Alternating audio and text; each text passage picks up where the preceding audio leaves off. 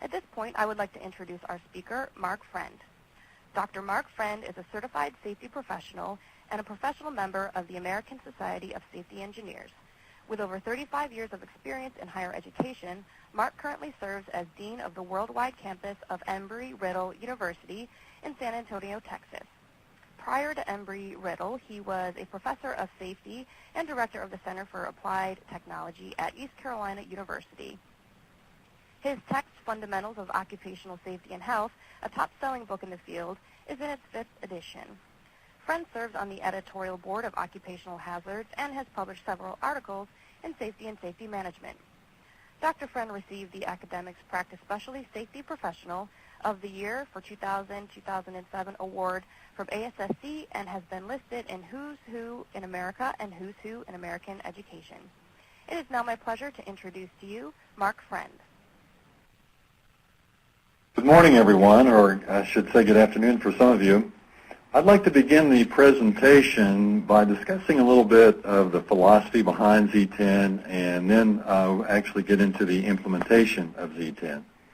Before I get started, though, I'd like you to take a look at this first slide, and I'm wondering if you recognize what this picture is.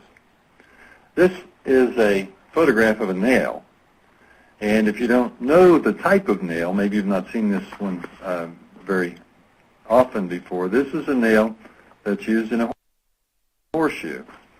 And I'd like to move you to my next slide here. Some of you have heard this before. For one of a nail, the shoe was lost.